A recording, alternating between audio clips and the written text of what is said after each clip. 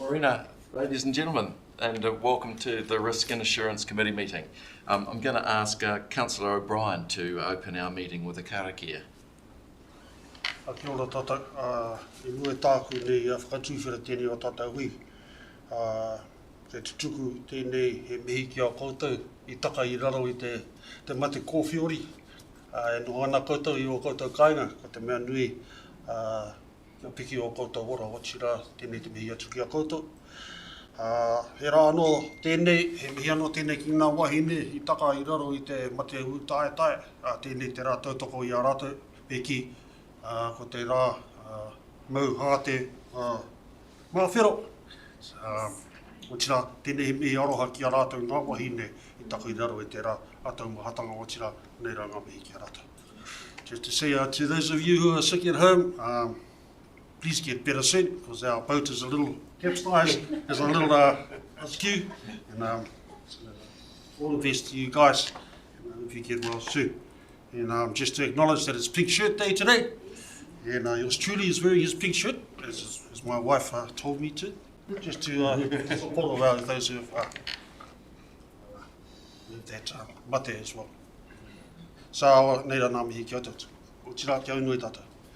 Ka tohia te tohi anu, ka tohia te tohi arangi, I tupu I hoki ngā pū, ngā weu, ngā more, ngā pūkinga, ngā wānanga, ngā tauira. A tēnei te kimi no te rapu no te taketake, I te hauru no ngā arangi tua. Whakaia kia rite, ohi, ero, tau mai te Māori, haume e hui e, taiki e. Kia ora, thank you. Yep. Morena. Thank you too. I wasn't told about the Pink Shirt Day today, but my wife did choose my tie.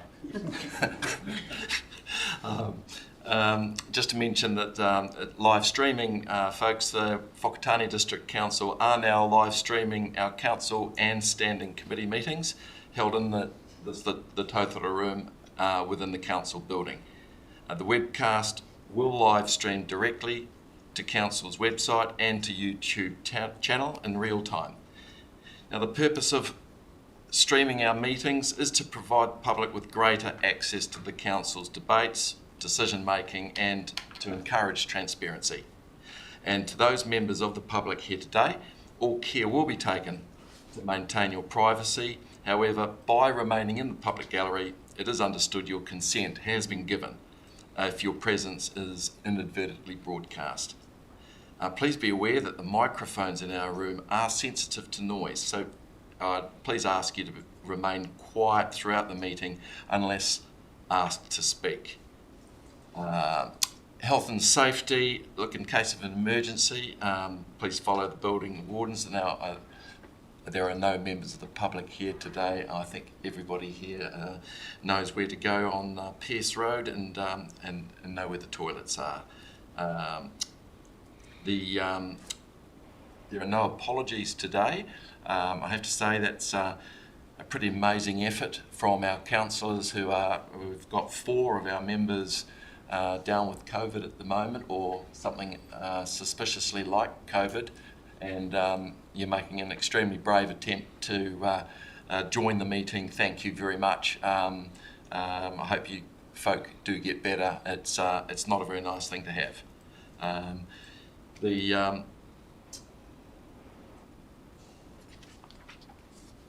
There are no other announcements or tributes. Just to mention that live stream listeners, especially the members of this committee, if we do end up having a vote where it's not unanimous, I'd ask just let us know that you want your vote recorded, and please put your hand up if you are voting, so that we can take note of that during the course of the agendas.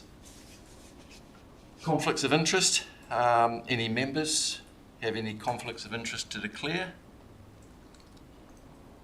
I just ask that through this meeting, and especially this afternoon, if there are points that come up where you feel you need to declare that, please let me know in advance.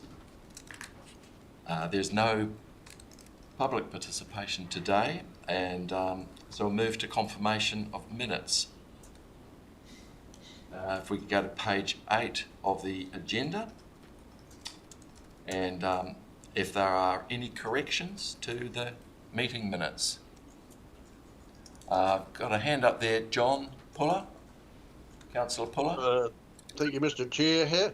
How would you like those of us who are on Zoom to vote or acknowledge in terms of when we get to that point? Do we just do a raise hand, or do we put our camera on? And I think if it's unanimous, I think it's we'll accept that things are unanimous unless I hear from you. And I think in the circumstances, if you put yourself on the video and just make the point that you don't agree, if that's the case, then I'll get that quite loud and clear.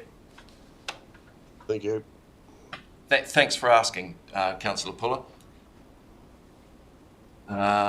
Any other comments? Can we, just before confirming these minutes, can we just have a quick review of the action sheet? That is on page 9. Now, what I'd ask,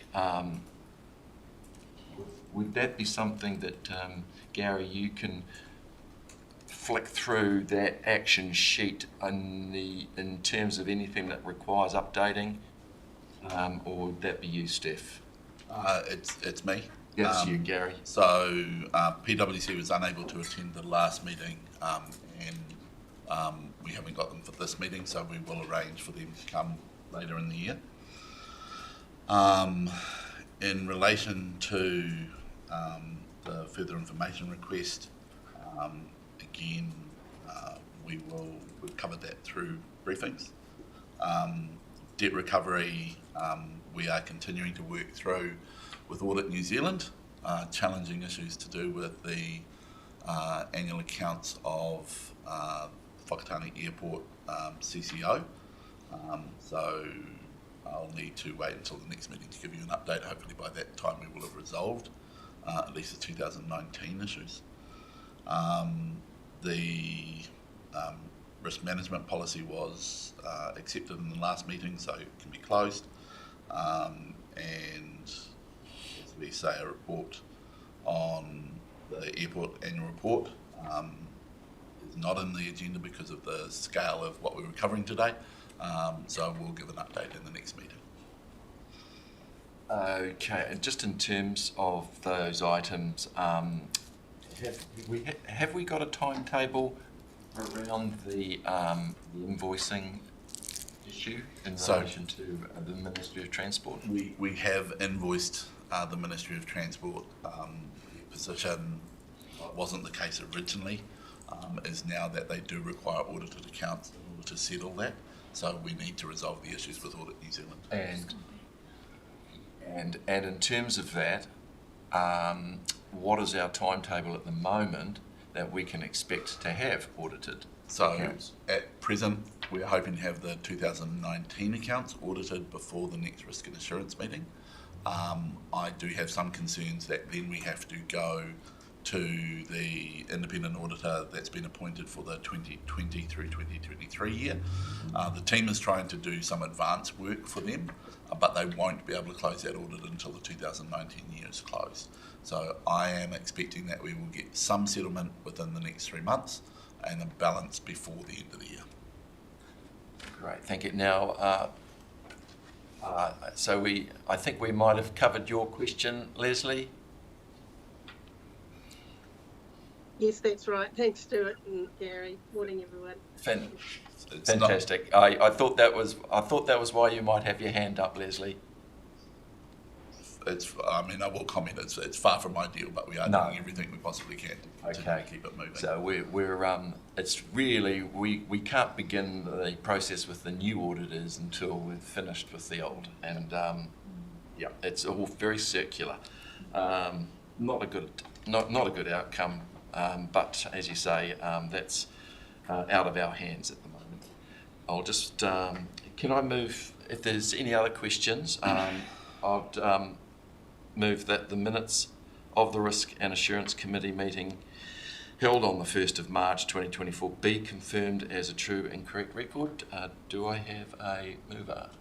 Thank you, Petra, and a seconder. Thank you, Wilson. We'll move to agenda item 7, reports. First one, nice meaty one here, Gary. Audit plan for 2023-24. So can I just refer you to pages 10 through to 33 of the agenda, and Gary's going to give us a run through on these before we move into any questions of clarification or debate. So first point of commentary is that we will have a new audit partner for this year. Clarence Susan from Audit New Zealand will be the audit partner for the year. We have had preliminary meetings with him that has helped informed this paper. I think largely it is kind of as read. I think the significant risks and particularly some of the issues will be things that we do need to spend a bit of time on. There's a couple of them in there around accounting for transactions that have been open for an extended period of time. Probably the Bunyan Road one will continue to be an evolving conversation with Audit New Zealand. The valuations are something we are trying to get ahead of. They are normally one of the things that cause challenges. The other thing I would probably note is I think unfortunately, the timeline is something that we're committed to delivery within the statutory framework. That is our commitment and obligation. I would say that there is a certain level of concern around that as a consequence of the impacts of long-term plans on Audit New Zealand's timeframes and council timeframes. So as long-term plans have pushed later within the cycle, there is a concern that that is starting to impact on the annual report cycle this year.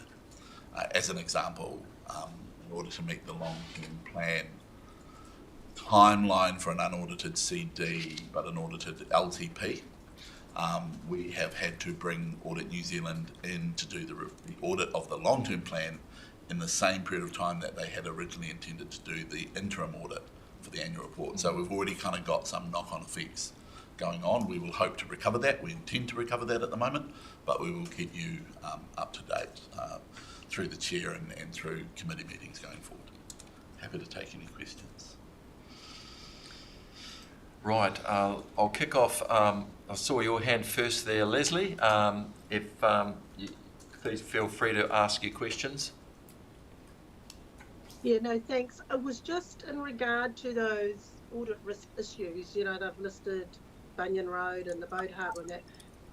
Should they be listing or concerned about the airport situation? Because this affects our balance sheet. So I was just wondering why they hadn't identified it as something to flag.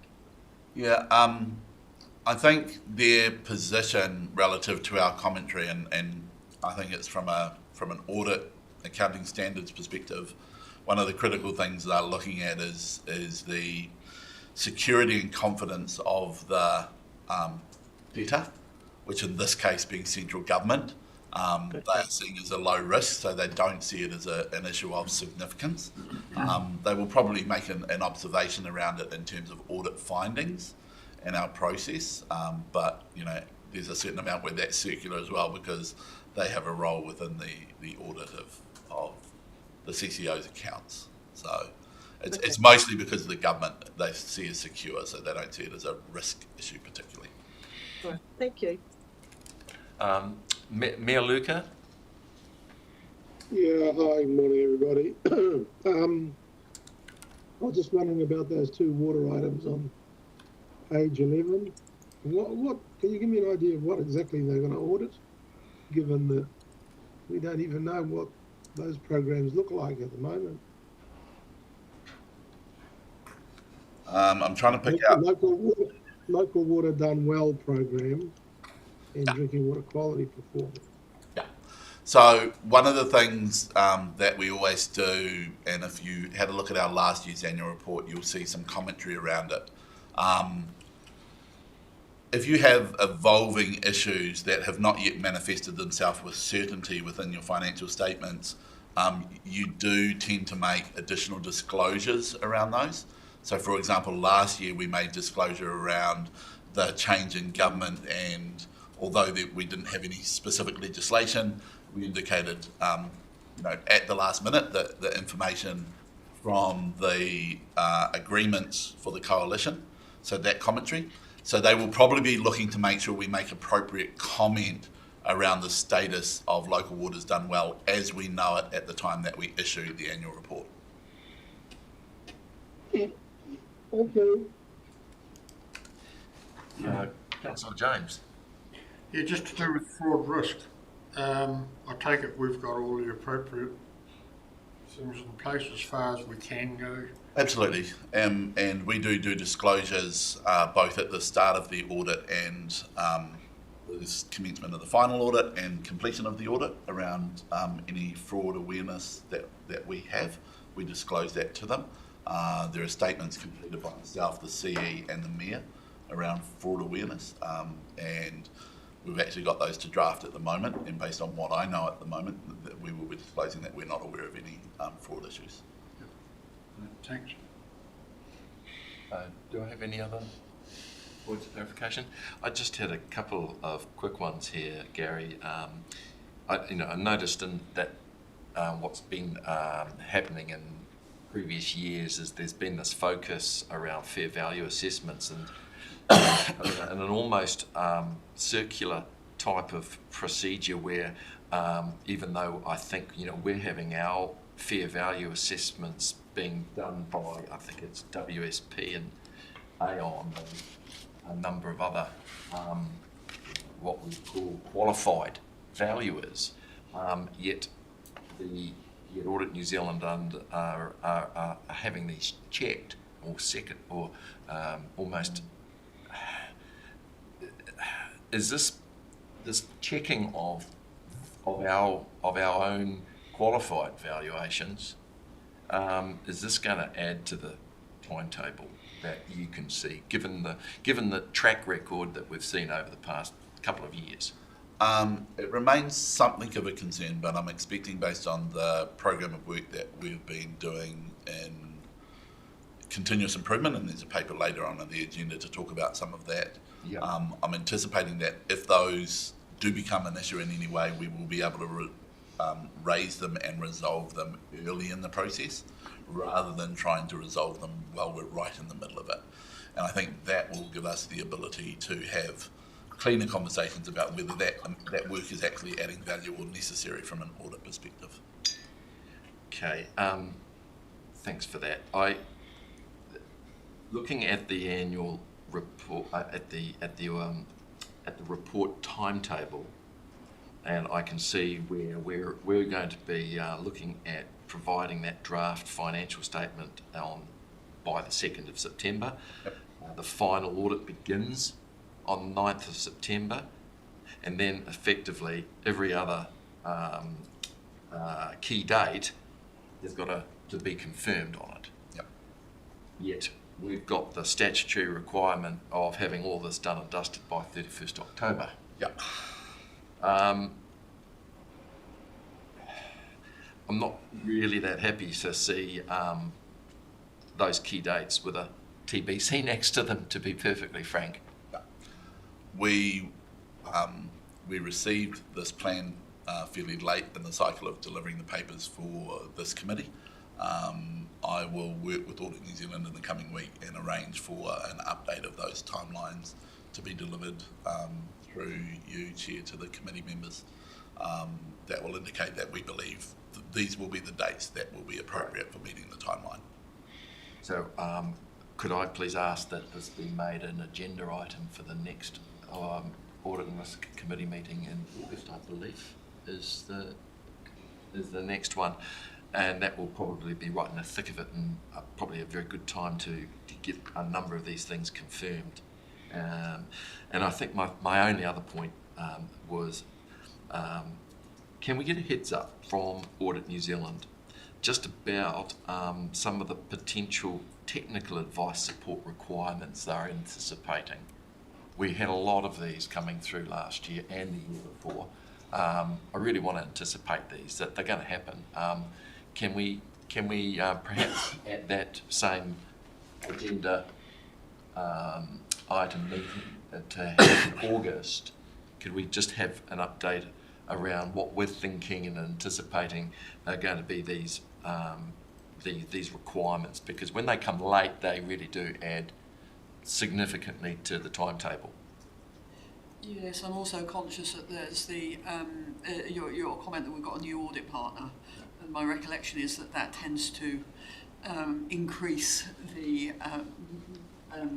number of requests that we get because they don't necessarily understand how the council operates. Yeah, I'm trying to recall. Probably won't do a very good job of it. Apologies. Clarence Susan, who's the audit partner who's been appointed, has had some exposure to us in the past, so therefore he has some knowledge. I'm trying to remember what the basis of that was. But, yeah. And we are maintaining the audit manager. If we hadn't, I would have probably had real concerns. But because that happened to us the previous year, where we lost both the audit director and the audit manager, and really the continuity went out the door. So we've got Nishant, I think it is, that is maintaining that continuity, we hope. But every new audit director has their own little touch, as we've found in the last two occasions, and that's what I'd like to sort of anticipate if possible. Thanks very much. Just move back to no other items on that. Could I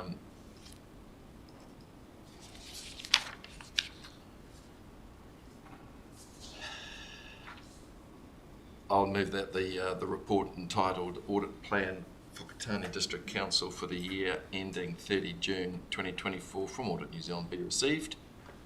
Do I have a mover? Oh, sorry, I was moving that, so you're seconding it, Jan Wilson. Thanks very much. Now, I think we'll just keep moving through. We won't do the break.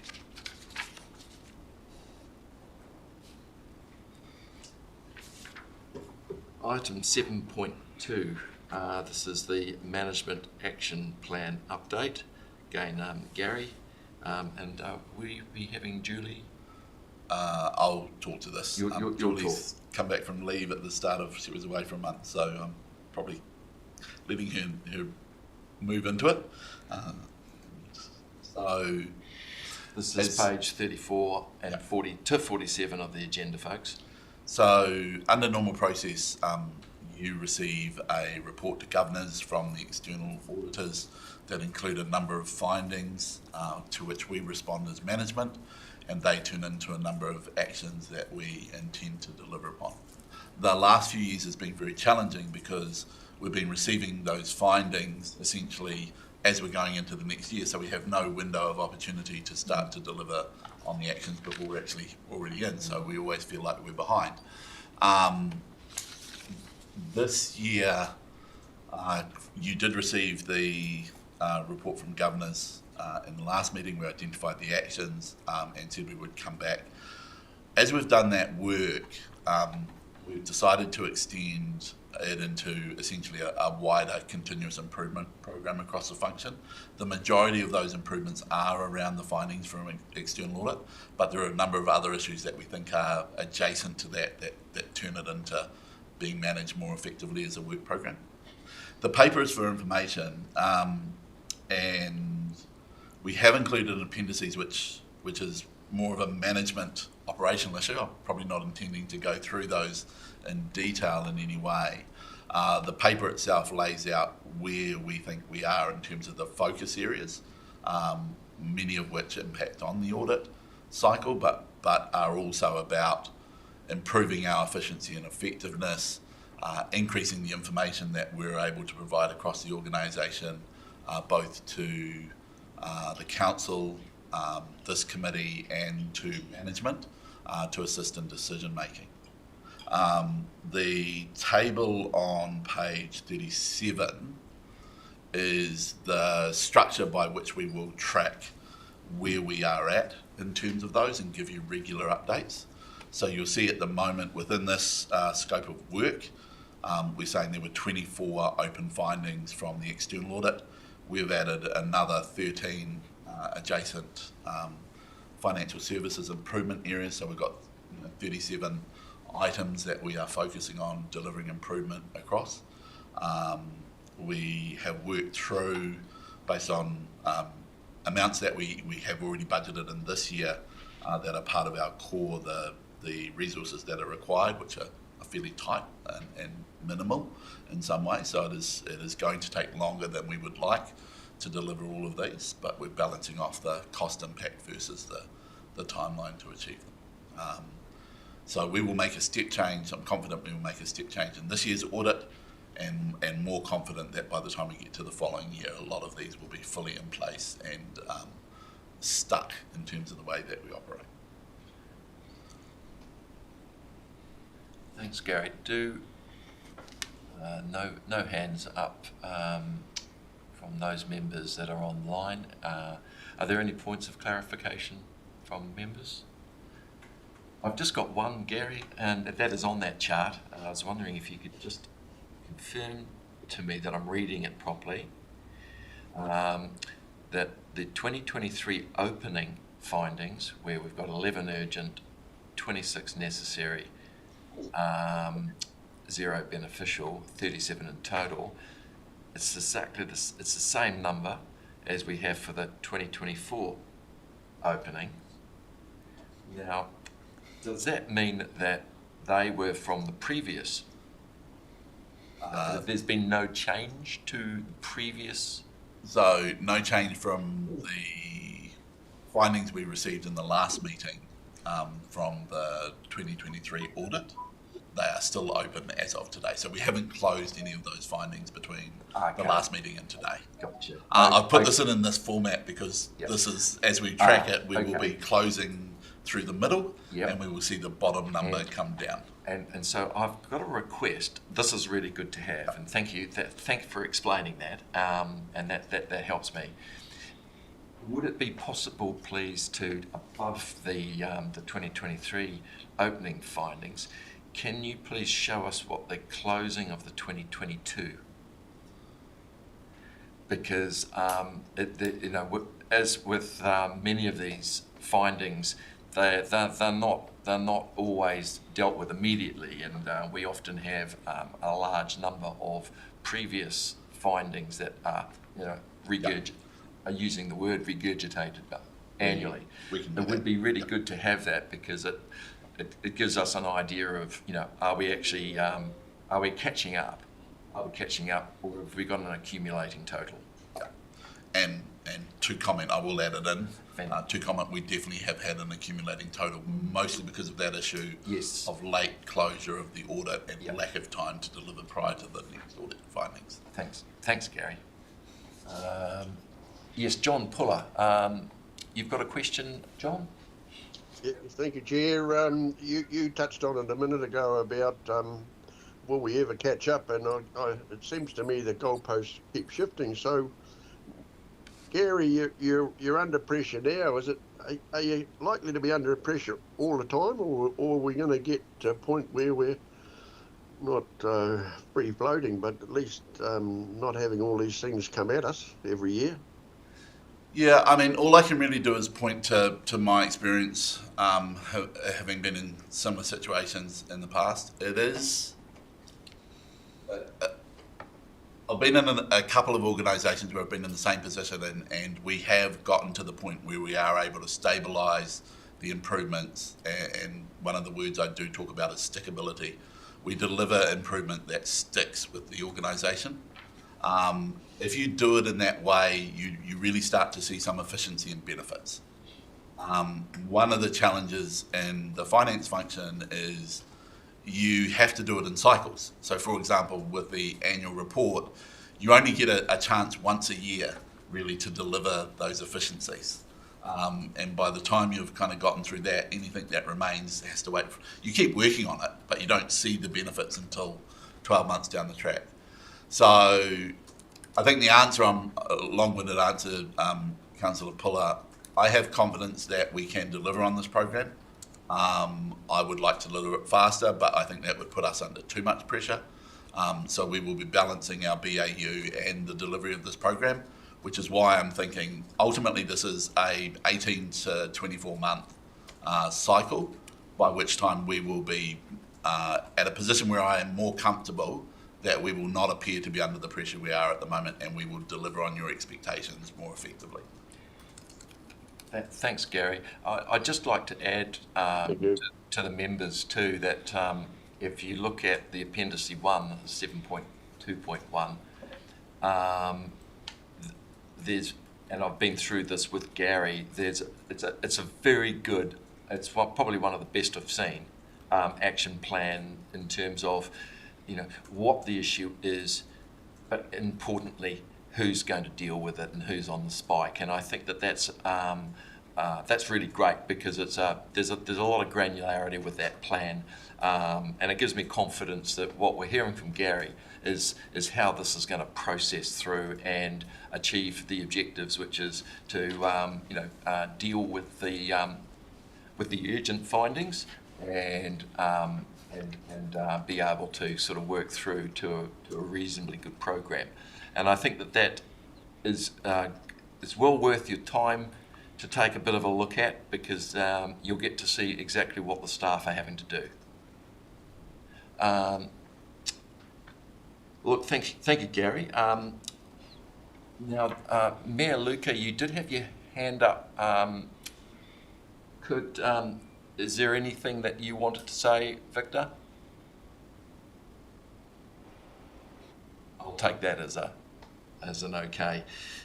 Okay, the motion is that this report, 2024-03 Management Action Plan Update and the supporting detailed action plan in Appendix 1, continuous improvements, and the 2023 audit findings action plan be received. Do I have a mover? Thank you too. And do I have a seconder? Thank you, Petra. All those in favour? Thanks. Moving to looking at the time, that's good. 7.3 Enterprise Risk Report. Gary, you're on again for this one. This is page 48 to 80 of the agenda. I'll just have some time so we can all get to that.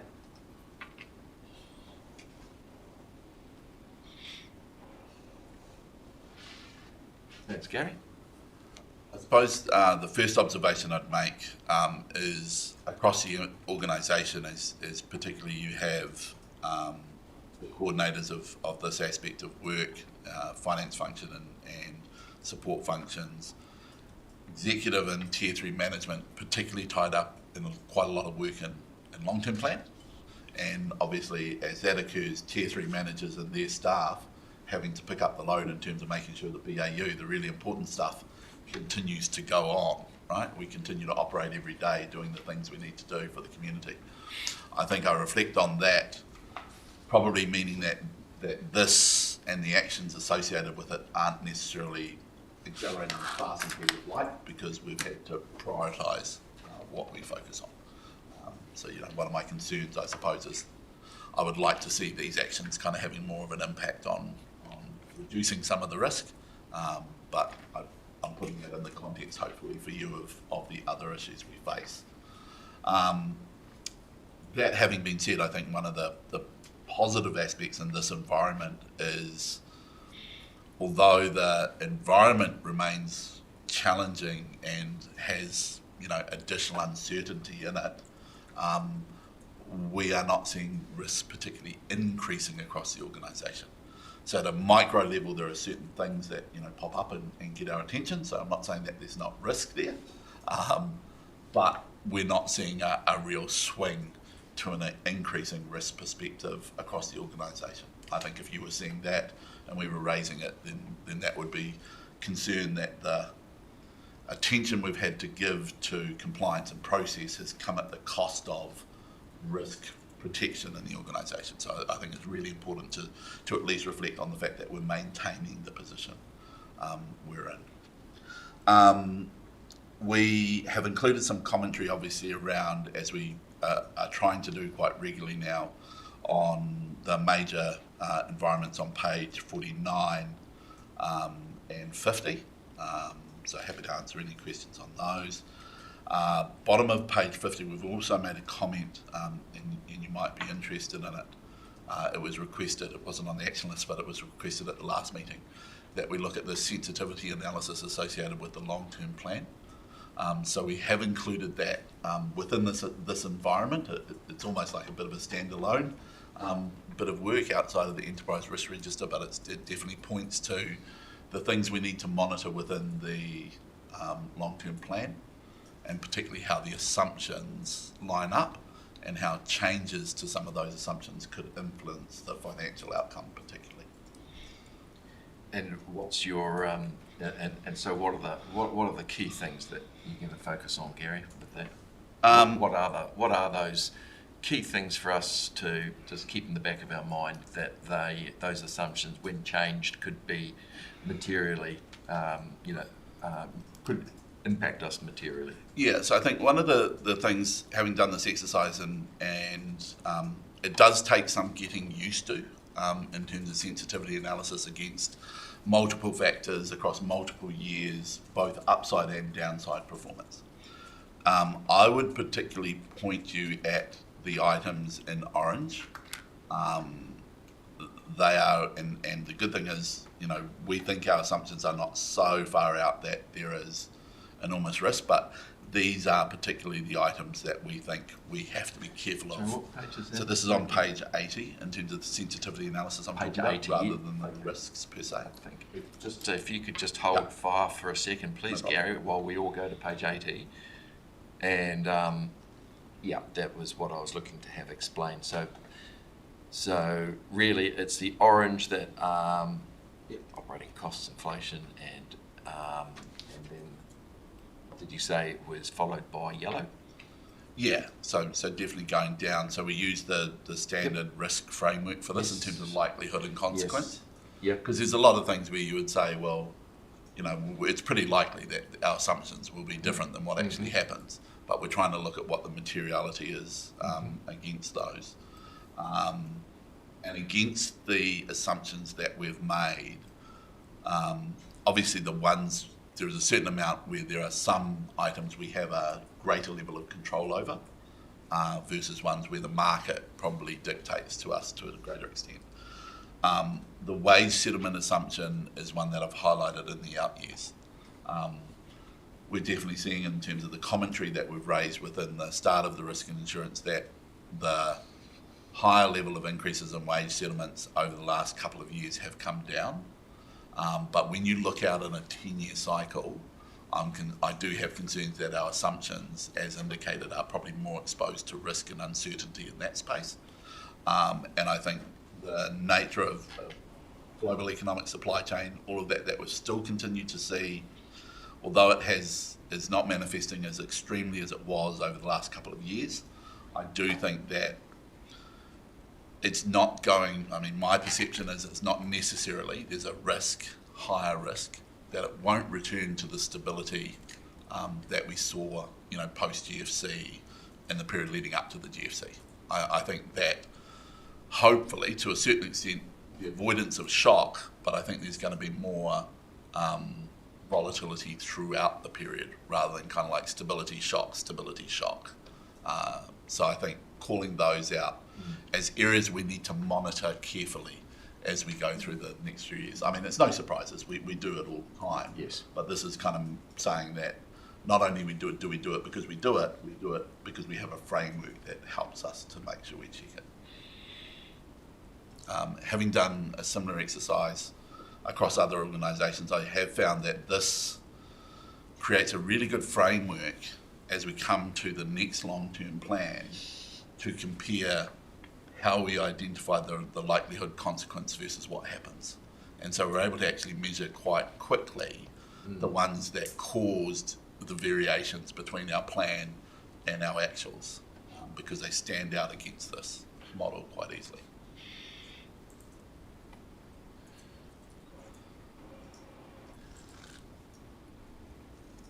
Just digesting this a bit more through that explanation. Thank you, Gary. And now, if we look at sort of in layman terms, if I'm thinking of finance costs and interest rate, are we suggesting here that these are a measure of, for example, a 1% increase to our cost of funds or a decrease to our cost of funds will have that impact alongside? Yep. So we're essentially saying, I think the one you're looking at is 09, finance cost to interest rate. Yes. That the one? Yep. So what we're saying is a 0.5% interest movement. I see. Sorry. That's our factor up there. Yep. Is got it. That's great. Thank you. So the measures are not consistent. The measures, the 0.5% is relative to the point you're measuring. Yes. So a 0.5% decline, which is the upside version in interest rates, would mean that we actually save 900,000. Yes. And then conversely, a 0.5% increase would cost us 100,000. Which would be reflective of your floating rate debt that is not being hedged. Yep. Absolutely. And through that whole through. That's great. Thank you. And through risk and likelihood, we're kind of saying there's as much likelihood that it could go up as it could go down.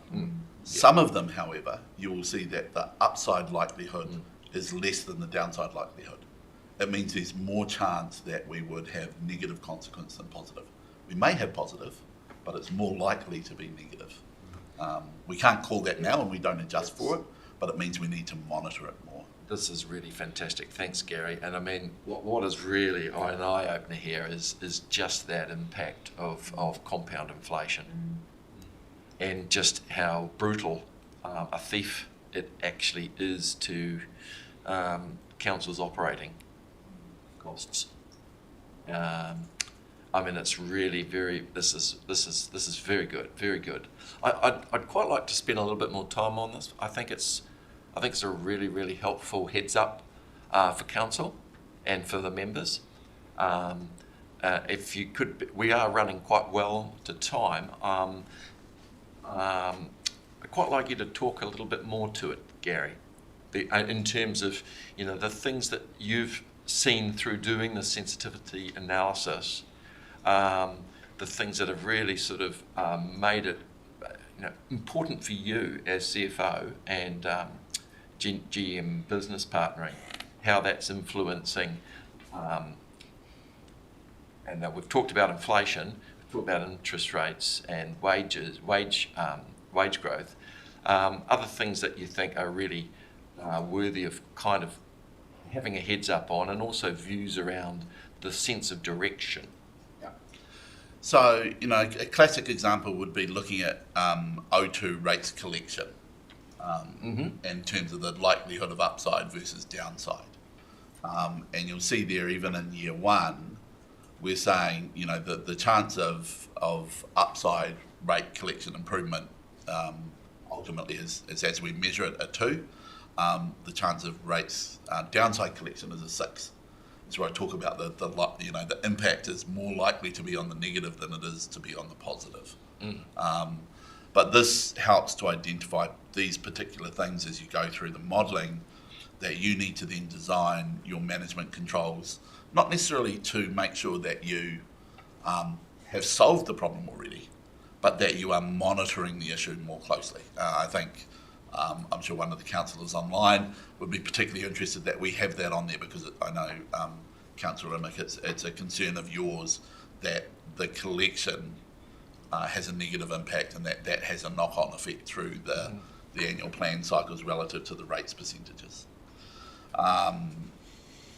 There are other elements in there. You called out the inflation one in particular. Insurance inflation is a challenging one to try to predict in terms of upside, downside. Interesting enough, the cycle changes. So as you move through into the other years, the downside is higher. In the short term, we actually think there's some upside potential in our inflation relative to what we're seeing in the interest market. But in the longer term, we think there's more risk of downside. The insurance is an interesting one. I'd like to ask Petra as our resident expert. In looking at this, just broadly, what's your gut feel? Yeah, look, insurance cycles don't follow other economic cycles. No. They actually tend to lag slightly, and there's a number of factors that don't necessarily relate to sort of just outside general economic climate.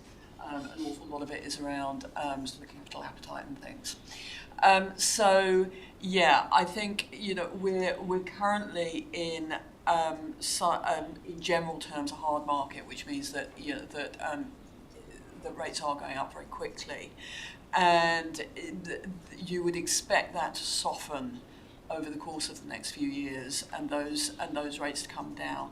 However, I think the issue that we have is that I'm not sure that the impacts, particularly of climate change, are yet sufficiently factored in. So I think that normal hard soft cycle, which kind of normalises over time, I think is generally going to be on an upward track. So I think in general terms you would expect increases rather than normalisation. Potentially bordering on an orange? Or we're still not there yet? I think I'm working on the basis that you've factored in some of that already into into your forecasts. We put 10% across all 10 years, so it is a fairly significant. But even then, our original was 20%. So it was kind of like we weren't quite sure. And look, the reality is that there will be in a soft market there are years where at the very least it will be flat, and so that 10% does give you a certain buffer. Can I please make a comment, Mr. Chair? Yes, please. I'm really interested in what Petra's got to say, because in the BOPLES predictions, obviously, and we get a lot of our insurance negotiated through BOPLES, was that really good explanations of why it's been so high. Strong feedback from the underwriters in the markets in London that climate change is really pushing the insurance predictions further upwards, and yet at the same time they were predicting sort of in years 3 and 4 for it to come down, and even next year some of our insurance rates to come down, and I found that quite anomalous.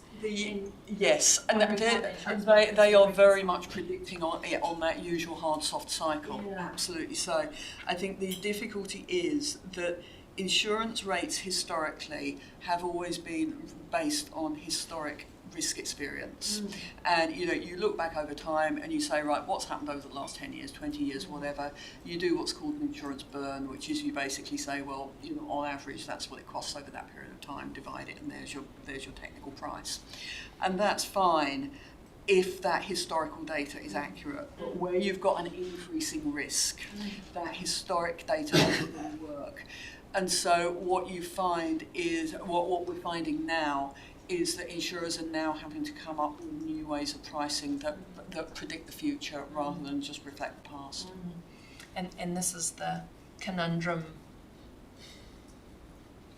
in so many sectors with regard to climate change, right? How to predict the modelling, how to integrate the science into what is that actually going to mean from a practical perspective, whether it's the size of a culvert or your insurance policies. What they're going to cost. So it's a really interesting one. So having a much greater level of sensitivity analysis to it, I think, which Gary's provided on this particular thing for our business is going to be really important. It's incredibly useful, yes.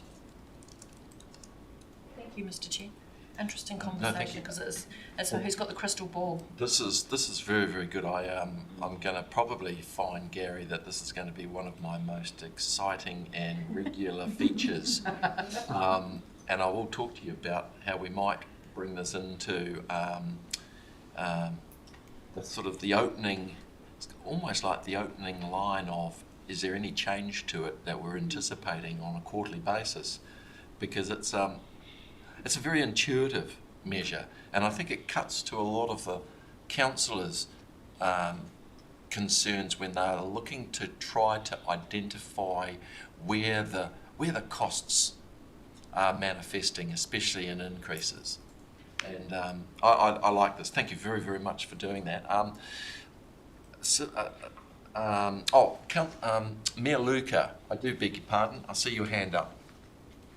Well, I just support what Petra was saying, and whatever happened in the past, I think is the past. And the trick is to be able to predict the future, and there's, scientific predictions are, vary within ranges. But I've got this a Millman report in front of me here at the moment, extreme weather in Europe, the insurance industry impact of 2023 events and actionable steps. And you can see that the insurance industry is struggling with how to deal with what's coming. So, short-term cycles on long-term trends, and long-term trends is not looking particularly encouraging. So I think that can only mean that in the long term, although you might get small cycles, in the long term everything's on the upward trend. Thanks, Mayor Luca. Councillor Imming. Yeah, hi, I just wanted to also say, well, I didn't really understand this at the beginning. Now that we've been able to have some time on it, I can see it's got really good benefits for councillors as well as exec, and team leaders.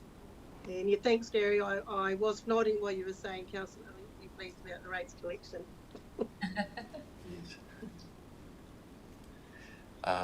Look, no, thanks. Again, I just thank you, Gary. I think this is really excellent work that you and your team have put together, and I would look at this and say this is cutting edge that I've seen in the local government sector, and it's probably what we really have all been looking for but never really been able to articulate. And so fantastic job done, Gary. Appreciate it. Now, are they new hands up, or are you folk lying prone in bed at the moment? I'm so sorry. I'm so sorry. I thought you might get that one. The motion is that this report, the 2024-03 Management Action Plan Update and the supporting detailed action plan in Appendix 1, continuous improvements. Oh, no, I'm on the wrong one. I do beg your pardon. We've already done that. That's my eyesight going. 7.3. The motions are that the Enterprise Risk Report dated May 2024 be approved, that the changes in the risk assessment identified in Section 5, changes in risk rating, are agreed, and that 3, that the Risk and Assurance Committee review and provide guidance on our enterprise risks and responses to these risks, including 1, key and emerging risk review, 2, residual risk rating, 3, risk direction, 4, actions to treat and control enterprise risks, and the status update. So I have a mover. Thank you, Councillor James. Seconder. Thank you, Petra, and all those in favour and against. That's carried. Thank you very much. I'm thinking this would be a good time for us to adjourn for morning tea, and then when we come back we'll look at item 7.4, which will be the Treasury Management Reporting. It is my intention to try to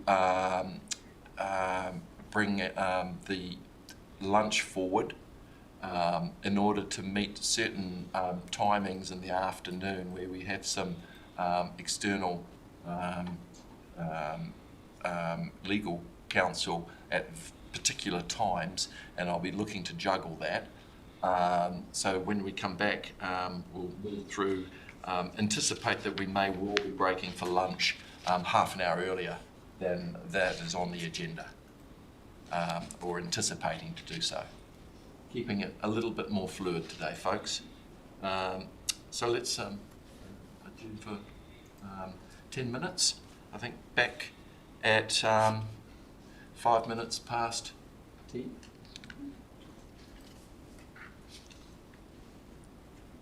Great, cup of tea time. Sorry, let's make it 10 past 10. 10 past 10.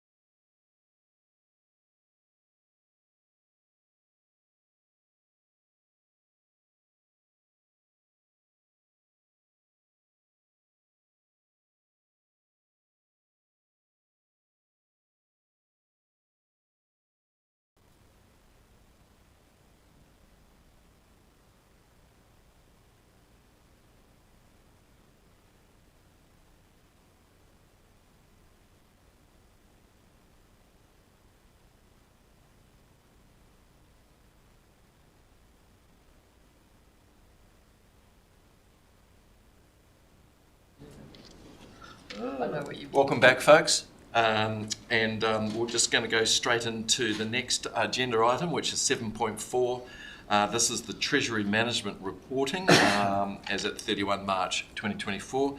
And Gary, if you can please run us through this agenda item. Yeah, this one I will pass to Julie online a little bit. I'll probably only make one observation, and I've lost my page because I started looking forward. There is a commentary about us being in a loss situation relative to our position. That's actually incorrect. We're in a gain situation, so correction, and Julie might pick up that as she goes through. So happy for you to comment on this one, Julie. Anything to add? Yes, so since this report, we've of course paid the $10 million that was due in April. So we're currently standing at 143.5 million in loans. We had a LGFA update this week, and one of the heads up they've kind of given us is they're seeing their profitability falling a little. So we've kind of had a heads up that in the future our borrower notes requirements may increase, as well as their lending margins. So it's really timely that we're getting this, that we're in the process of getting a credit rating where we can go lower with the interest rates. They also had a record $1.1 billion in April, broke their own records. Yes, the swaps are currently valued. We're turning round to gains. We're currently looking at 1.9 million in value for the swaps. We did have losses earlier on in the year, but we're definitely gaining now. Not sure if there's any questions that I can answer. Other than that, you know, all the ratios are looking well within limits at this point. Yes. Thank you. Julie, when you say we're gaining now, do you mean that we're getting more favourable interest rates? No, what I mean is that the value of our swaps is climbing because we've got swaps set at a far lower rate than what the interest rates currently are now, and our swaps fix our interest rates on some of our floating debt. So we're making gains with the swaps because our swaps interest rate are so much lower than our floating rate. Thank you. That's great. Are there any questions? Yes, Mayor Luca. Well, with respect to our Probably going to have to get you to turn your volume up, Mayor Luca. We can't quite hear you. sorry, is that better? That's better, thank you. Just wondering where we are at this moment in time with respect to our debt limit. Must be pretty close to being at the limit. So, I think the question you're asking is where are we relative to our limit in terms of debt component? Yeah, so yeah. Sorry, you're a little bit hard to hear, Victor. So hopefully I've interpreted that correctly. We're actually we're still, as indicated, at around about 127. That having been said, we have, because we've been trying to look at our capital program and taking some advice from where we are in our covenants relative to where we anticipate being, we've probably drawn down more than we necessarily had to. That had some benefits in the process of being credit rated in terms of PwC's recommendation. So we are holding more on term deposit. So we're not at our limits yet. We've still got a fair way to go to get to that, even at the 175. And if we take into account the term deposits that we're holding, we're even probably further away from it. So I still don't think we will be hitting that number within the next 12 months. Okay, thank you, Gary. And Councillor Puller?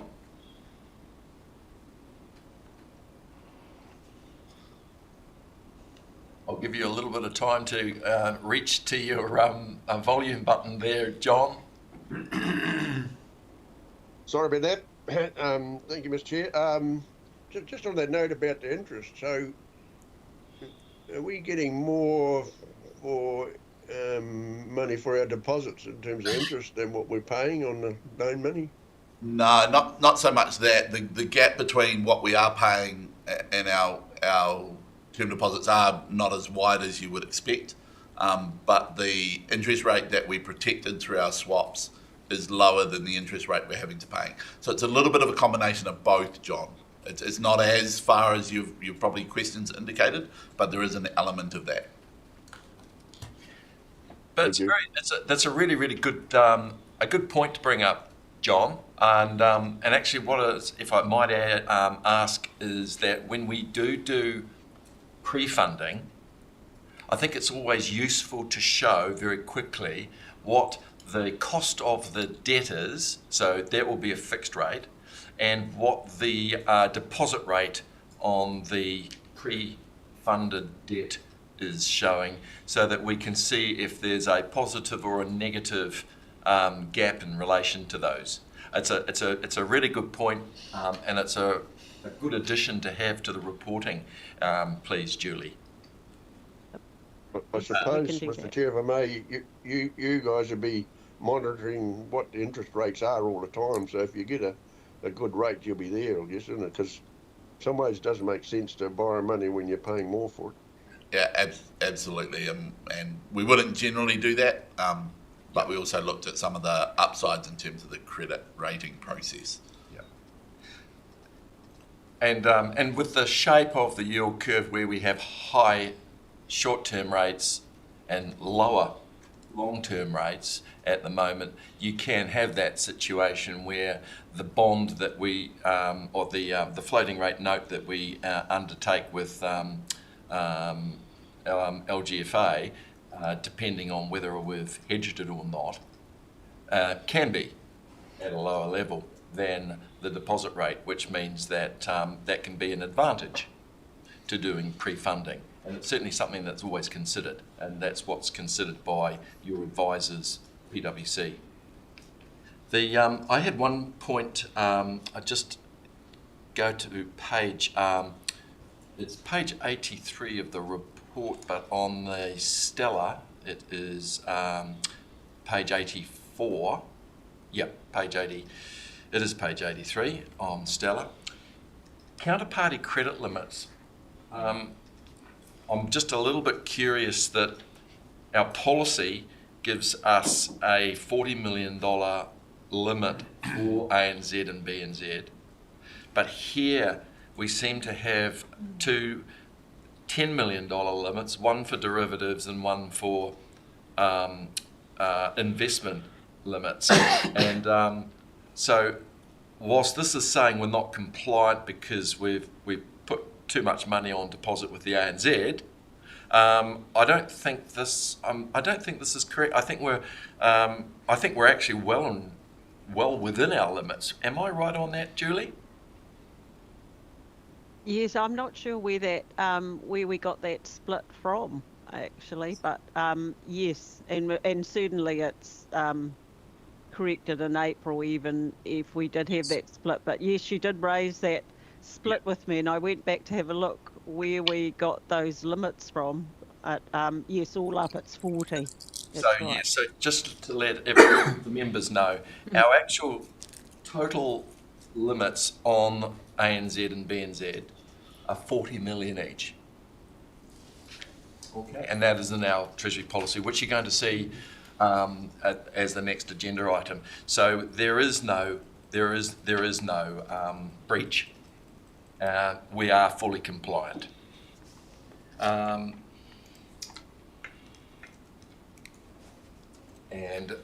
the other area that's been fixed. And any other points? I think we can probably move on from that then.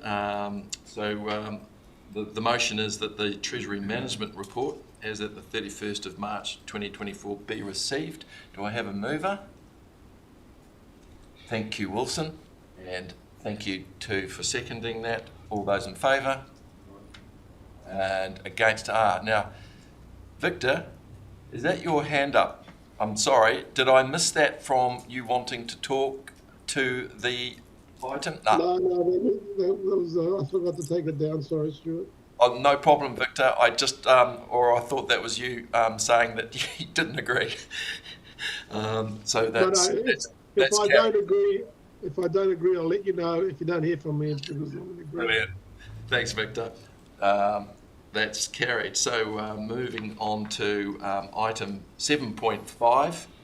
This is Risk and Assurance Policies Review, and this is the Treasury policy. So we'll, again with you, Gary, if you could run through the key changes, I think would be good. So the first thing to note is the attachment that's within the core Stella document of the policy, not the cover paper. So I'll talk to the cover paper, but the attachment of the policy has been replaced.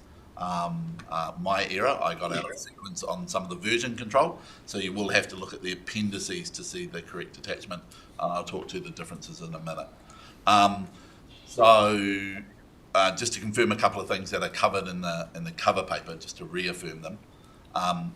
Legislatively, we are required to maintain two specific policies around Treasury, one for our borrowings and one for our investments.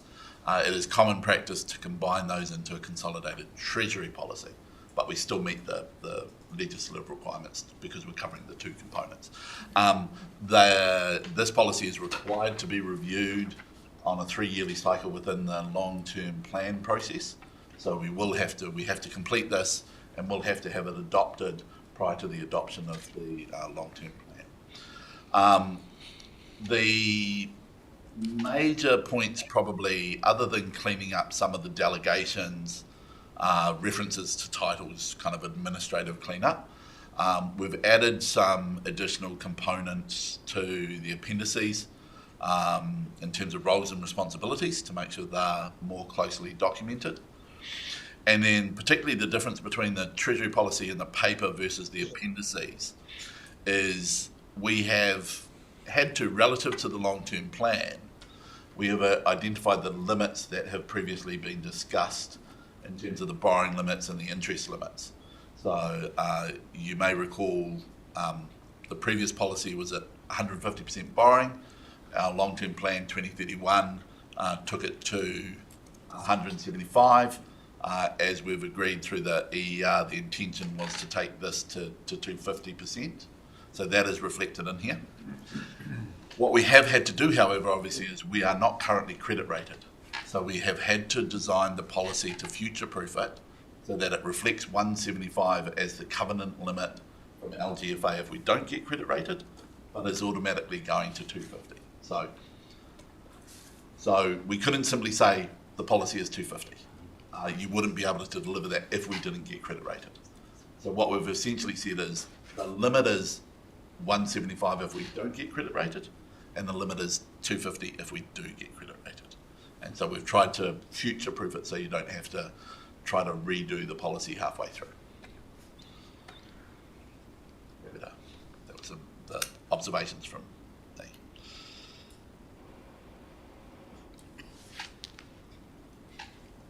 Okay, Mayor Luca. Based on, maybe you, Gary or Stuart, based on on past experiences from other councils that will have done this, what are the chances that we don't get credit rating? I would say that there's no chance that you won't get a credit rating, or that I think what I would say is your worst case, in my opinion, is that you will get a single A+, and that's a perfectly good outcome, and it certainly continues to meet all the requirements. And we've seen councils over the past 20 years who have had single A+ credit ratings, Christchurch being one of them. So that would be the worst possible result. Okay, but you won't be. There won't be a. I can assure you, there won't be a tap on the shoulder to say, "Hey, we're not going there, folks." Okay, that's fair enough. So I that, think I've asked this before, actually. yeah, To add a little context to that, as of the last week, in terms of their not their original rating, but their review ratings, Fitch has rated Selwyn District at AA plus, and Waipara at AA minus, recognising that Waipara actually has a very high debt ratio already. And that was a continuation of their existing rating of AA minus, and were noted stable, which is a really good, that's a forward-looking outcome. So I'm quietly hopeful and confident that the outcome here would be something like a AA minus. The Councillor Immick. Yeah, thank you. I'm just on page 5 of what Gary was talking us through before. He said with about note 1 being 250%. Why has it got 280% at the top right hand side there? So is that like the maximum that we could go to, but we're only going to go to 250? Yeah, so the 280 is the LGFA maximum covenant. Okay. It's actually 285 at the moment, but it will drop down over the next 12 months to 280. Okay, thank you. And the second question was on page 13, property investments. Considering that we might move into a CCTO, if we do, is there anything in the Treasury policy that needs to be affected now to enable that, or as it is fine enough? I think, so the approach we've taken is that the potential avenues relative to the CCTO or the CCO, or whatever it's structured, there's too much variability for us to predict that and reflect it to future-proof the policy. So this policy will need to be rewritten and presented if that occurs. We're looking at a reasonably minor amendment there, Councillor Immick, in the sense that it would be, there would be a new amended subsection there around your CCOs, CCTOs. I mean, at the moment, they already specify the airport, and there would be a new one there, and then there would be what council had made as their statement of intent. There would be elements of that flowing through for consistency into that. But as Gary said, that's an easy fix. Okay, all good. Thanks. John Puller, Councillor Puller, you're on now, sir. I've turned my mic on, so that's a good start. Thank you, Mr. Chair. So, a couple of things. I guess what in some ways what we're doing is just shifting debt from one end to another. But my question really is around the debt level, which is causing a bit of angst in the community. And I just wonder if we can communicate to them why we have it and how it all works, because I don't think they've got any understanding, really, to be honest. They just see that figure there and think, oh, God, we've got to pay it off. But of course, that's never going to happen in 100 years. It's not something we can really, I think, communicate in a Treasury policy document, Councillor Puller, but certainly that would be what I would normally expect that to be a statement that would go through in your LTP. Yeah, so John, we do have it in a couple of places, particularly in the finance strategy. I suppose one of the challenges, and I'll probably reflect on this relative to the hearings processes, one of the challenges for us is there's so much we need to communicate. How do we bring the individual items to the fore? Because we are actually covering them within the documents. The challenge for us is to identify how do we bring all of the right elements, because then you start losing them for the noise. Could I perhaps say also, Councillor Puller, that the Treasury policy document, as you're reading here now, and where we're talking about limits and we're looking about capacity and constraints, they are not targets. And I don't think that you're expressing your your targets are expressed through your annual plans, through your LTP. This is really saying that here are the conditions that we've stress tested that will enable council to do what it has to do within these constraints and these limits, but that 250 is not a target.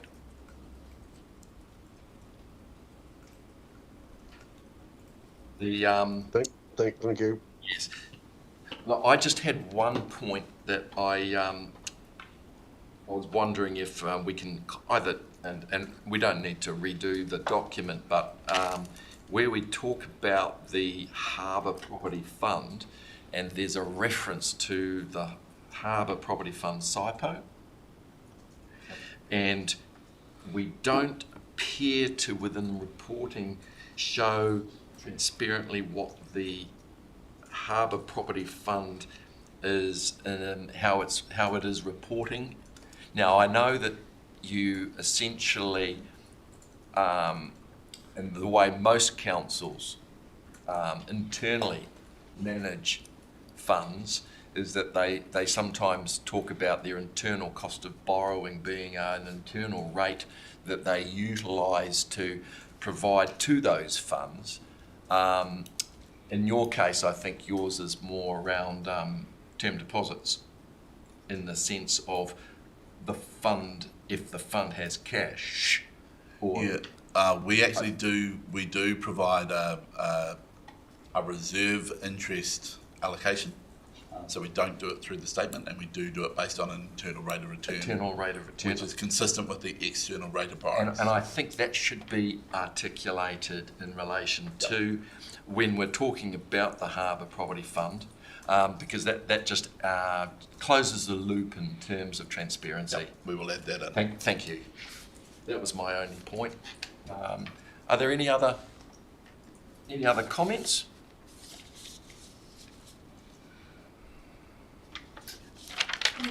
Just a question that's sort of related to this. It's really just what's the right timescale on the rating? So we have commenced it. So I'll let Ingrid, who's been running the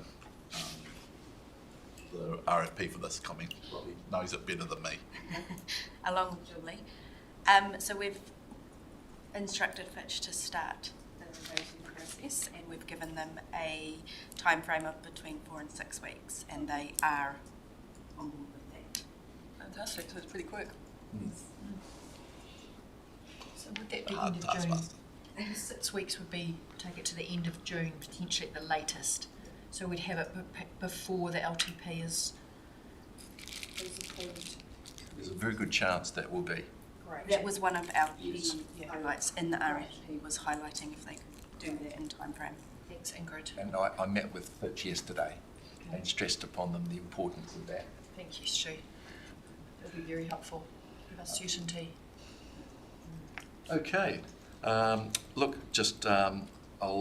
at the motions are that the draft Treasury policy reflecting the liabilities management policy and investment policies as required to be adopted by the Council as part of the long-term plan per section 102 of the Local Government Act 2002, the Act, be received, and that the Risk and Assurance Committee endorses the presentation of the Treasury policy to the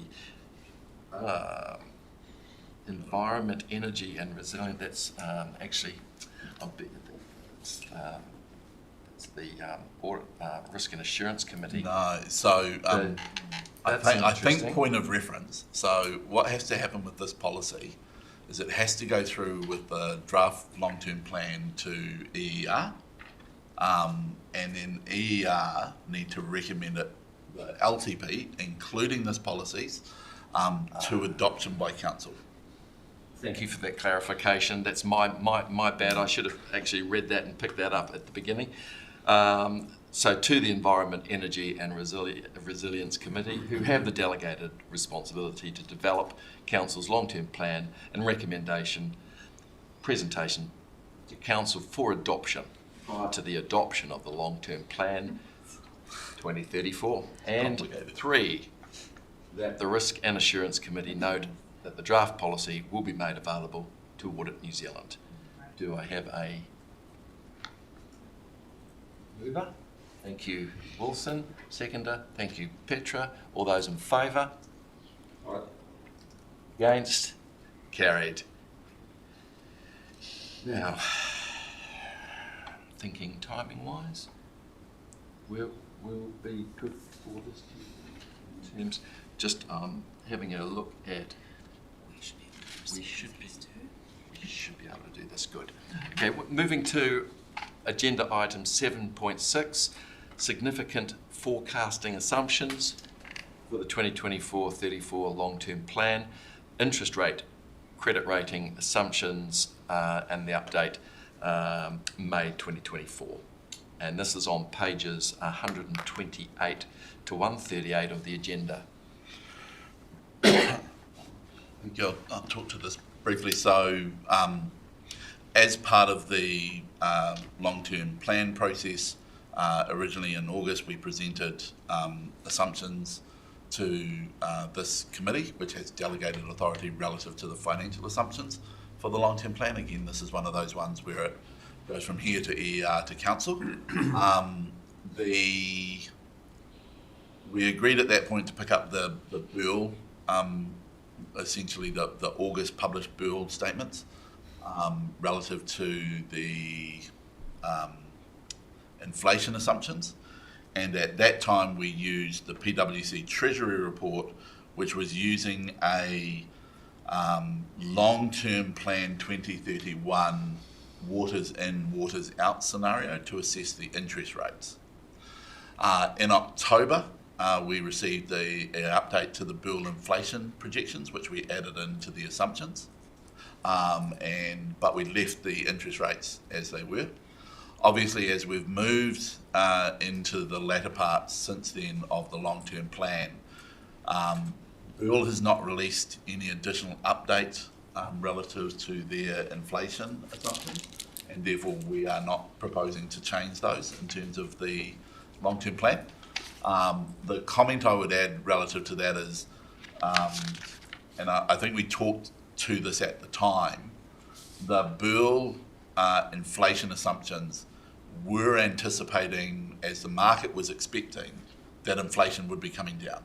So it's not like the Burl assumptions were based entirely on higher inflation at the time. So what has occurred is what is consistent. So I would not expect the next version of the Burl inflation update, which comes out in August this year, to reflect any substantive difference. So what I'm pointing out there is I don't see any particular reason to change the inflation assumptions. With respect to the interest assumption, interest rate assumption, a couple of things that are driving the recommendation to consider changing that within the long-term plan.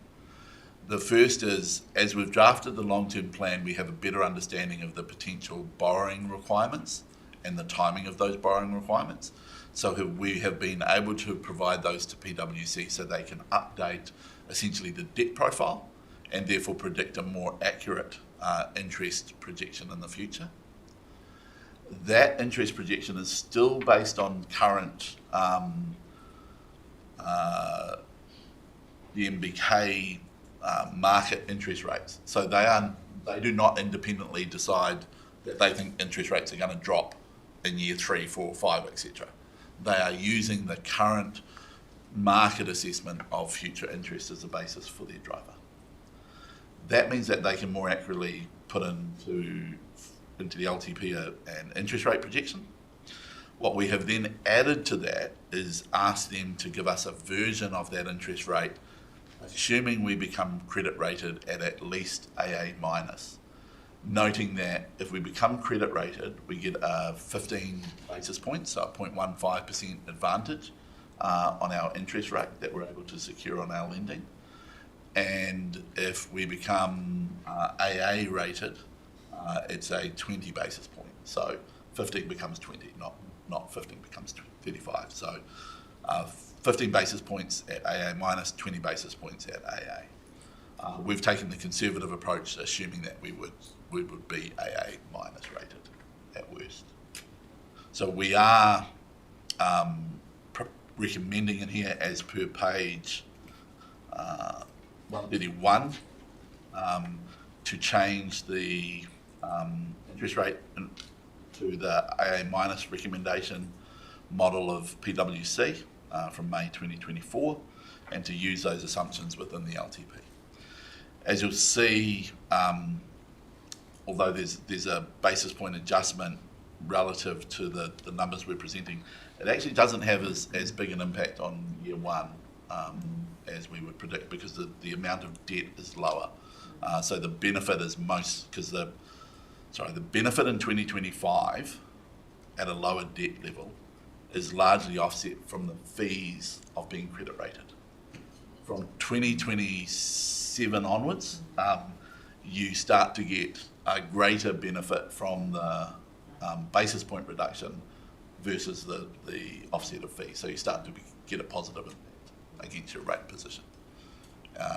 And we will confirm to EER if we adopt these that we have put those into the projected rating calculations that we'll have presented to EER.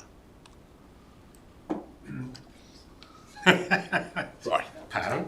Yeah, the speech is Now, can I just ask what's the process for adjusting the credit ratings once we've been accredited? Yeah, so what happens is, and it's a little bit, maybe we've got these papers out of sequence. Essentially, the rating agency does a review. They come up with what they believe their assessed rating will be. It is then actually up to council to decide to essentially adopt a rating or not. So you could at that point say, no, don't worry about it. We know what we are now. We won't go ahead with it. And that will be that exercise done. If we adopt what we're committing to is basically them being reviewed every year for the next 3 years. And so it's actually 2 years. So they will adopt the first one. And then from there, it will commit us to doing a review every year. And it's at that point that they may change it. Yep. So in a nutshell, for every $100 million of debt that you issue, new debt or refinancing debt that you issue, and you have a AA minus credit rating, it'll save you $150,000 a year. That's basically the look forward to say that's what it all means, just in dollar terms, so that you can sort of get a feel for that. And it'll really reflect the program that you have from this point on all your new borrowings. From here on, they will have that benefit. And that's what has been modelled in here. Mayor Luca? No, just a comment. All these differences between AA and AA minus, for me, are relatively marginal, because everything's very susceptible to monetary policy, and those differences can be wiped out in no time by interest, official cash rate movements, which we don't know what direction they might go in the future. So there's the risk, significant risk elements there to take into account. So what Mayor Luca is saying here is that when you have your cost of funds, your cost of funds are a tale of two cities, okay? Underlying interest rates, which is the OCR, 90-day bankable rate, long-term wholesale interest rates. And then there's your cost of borrowing, your margin. And that margin is what we are working on with regards to the credit rating. It is reducing your margin over the underlying interest rate. And Mayor Luca is quite right that you can have a movement in underlying interest rates that is significantly higher, which we've seen, than the credit margin that you're paying for your the privilege of borrowing. Okay, so that's how one looks at these things, and he's quite right. You know, we've got an OCR of 5.5%. It's reflecting rolling wholesale interest rates of around 5.6%. That can change. It could be in a year's time, we hope, 4.6%. Well, that's a whole 1% shift and change to underlying cost of funds. In the meantime, what you've done is you've done some management on the one that doesn't change that much, and that is your credit margin. So we're taking that volatility out of the equation. If it's all right, I think we can move up. We can probably wrap this one up. Where are we? Right here.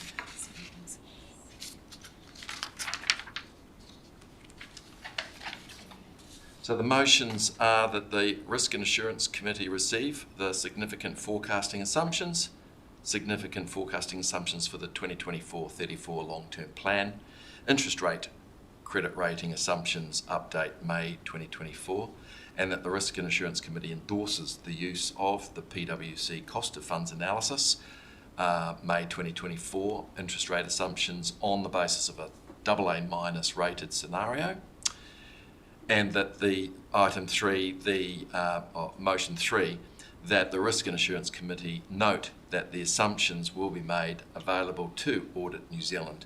Do I have a mover? Thank you, Councillor James. Seconder? Thank you too. All those in favour? Against? Carried. We've got time for the last, I think. That's great. So we're going to move on to item 7.7. This is the Treasury update on the credit rating. We've had a little bit of that already, and I think that's going to be you, Ingrid, just giving us, Julie, an update on the credit rating. Yeah, hi. So we have not, the analytics team have started, but they haven't asked us any questions yet. But we know it's been handed over. We signed the letter of engagement, which kicked off the whole process of it going to the analytic team to look at. They're going to get a large part of our detail just off our website, because councils are obliged to report so much that they can often get just about all of their information just off what we make publicly available. However, we will be scheduling in some meetings with key management and possibly the mayor as well, so that the analytics team can talk to them as well. So as Stuart said, you know, they are committed to finishing it on time for us. So at this stage, yeah, we look forward to just getting some scheduling in for the face-to-face meetings, but they are working on it in the background already. Thanks, Julie. Do I have any comments, any questions from members? No, I certainly don't have any. I think that's all, hopefully, all going according to plan, and hopefully it's a painless exercise for you all. Having the rating agencies pop in to see you. You'll have to tell us how that all went in terms of what kind of experience that was when I see you next time. With Fitch's, wasn't it? It was a really, really interesting meeting, a good conversation about sort of a more strategic context. Yeah, now you're meeting the analysts. Yeah, that'll be interesting. And they have a Chinese wall between the those that are selling you the service and those that are providing the service. So a bit like auditors. So, yeah. Interesting observation. Lovely. Stu. Look, the motion is that the committee receive the update on the current status of the process to seek a credit rating. Do I have a Thank you, Petra. And a seconder. Thank you, Wilson. And there's not a lot of people here. And that's all those in favour. Carried. And I think we get through this. Okay. 7.8, Risk and Assurance 2024 Work Plan. Again, Gary, if you can give us an update on this, please. So we present this just so that we can, track and identify some things. There's probably a couple of things from the actions we need to update. But largely the items that are now anticipated for the August meeting. So there was a request for Audit New Zealand to attend Risk and Assurance to work through probably discussion around the audit process, both historic and by that time we'll be moving towards the start, so we'll have an update on that. So that's actually an external attendee. We will provide an update on the management action status. That'll be an update to the action plan we showed you today, internal and external assurance. We also we will add to that any actions from internal audits that were identified historically that we want to put onto that schedule. So we will keep a track of all of those for you. We have had an audit. I haven't actually worked through the detail on it. I don't think you have either, Ingrid, in terms of the food, premises, quality, system management audit. So we will bring the detail of that back to August. Again, because of agenda, we didn't think it was necessary to bring it through today. And at that time, we will hopefully have known the outcome, and Council probably would have hopefully adopted the credit rating. So we'll just give you an update on what that felt like in terms of dealing with the analysts.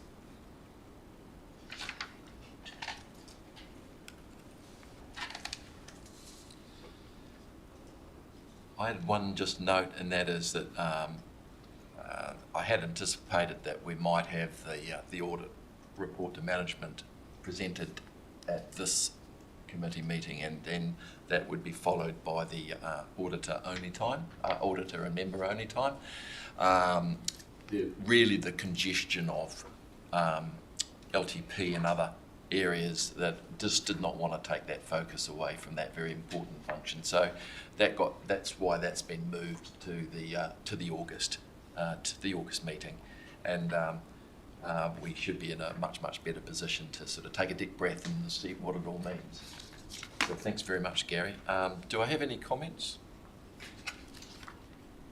Yes, Petra? It's just a question. I probably should have raised this before because this must have come up on previous meetings. It's really just the list of items on the public excluded forum. Should even that list be in this document?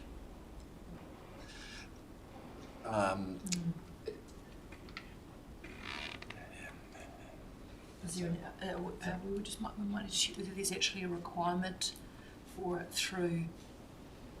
Cerise, we do still have to publish the item, largely the items that are covered, don't we, publicly? But we put the rationale for why they're in public. That's cool. So I was, just wanted to make sure that we. The local government quirk. Yeah. Okay. Now any other questions? Councillor Immick. Yes, hi, thanks. I know that we're at the end of the meeting and it's not about the work program. Stuart, do you have any comment about the Christchurch Holdings, Christchurch City Holdings directors resigning yesterday? Like they are the CCTO for Christchurch City, and they've had a disconnect with the council and the mayor. And looking at us going down this track, is there any learning that we need to take from it? Short answer is absolutely. There are learnings.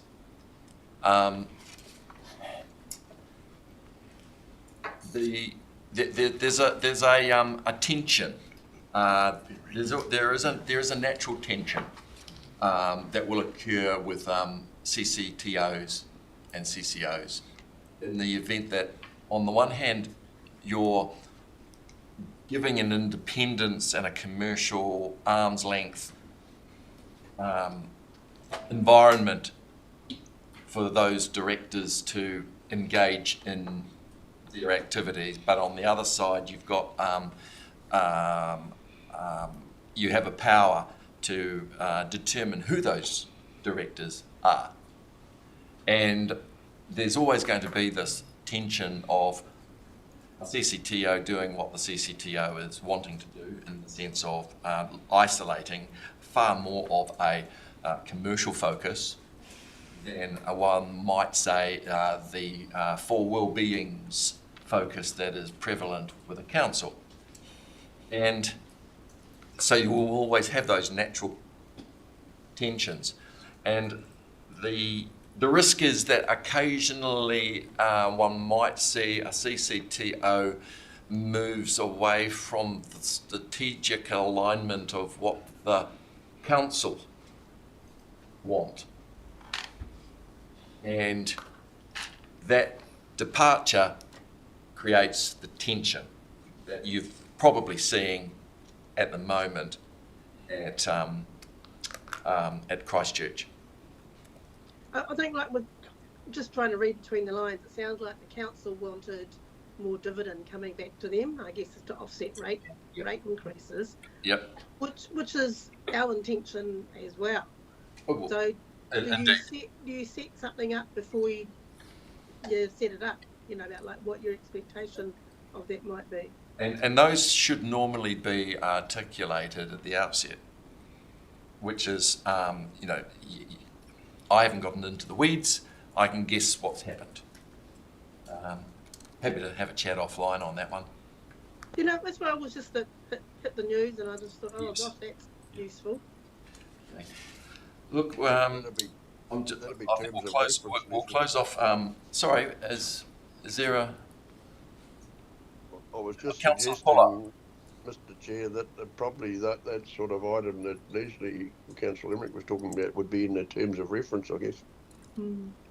Yep, but there's that's definitely something that can be brought up as a good conversation for the for when you're going through that sort of the briefings in relation to the pros and cons of setting up a CCTO, and these are all good areas of understanding, and that will probably be one of the things that's considered in terms of what can occur with the setting up of those. I'm just going to go to close this particular agenda item 7.8. There's no further questions. Move that the updated work plan 2024 be received. Do I have a mover? Thank you too. And seconder. Thank you, Petra. All those in favour? Aye. And against? Thank you. Look, we're now going to item 8, which the resolution is to exclude the public in terms of this section. So I'll move that the public be excluded from the following parts of the proceedings of this meeting, which is I'll take all 4 items together. And do I have a seconder? Thank you, Petra. All those in favour? Against? Thank you, that's carried. We now need to break. So we'll just take some time to close things off.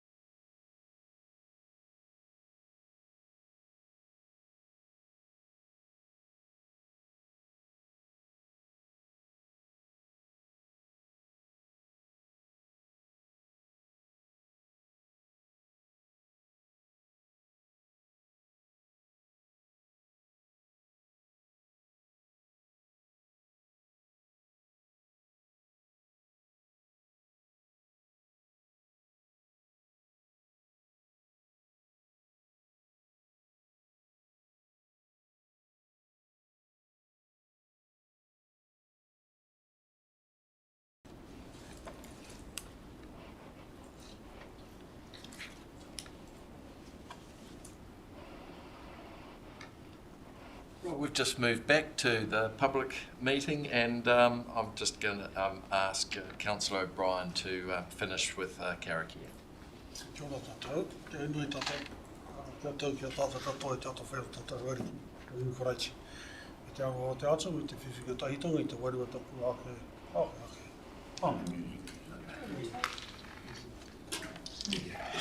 Thanks, everyone. Have a good weekend. Thanks, Leslie. Get well, everybody. Take well, you folks. Yeah. Thanks. Now, switch your mobiles off and have some decent rest, please. You won't get better.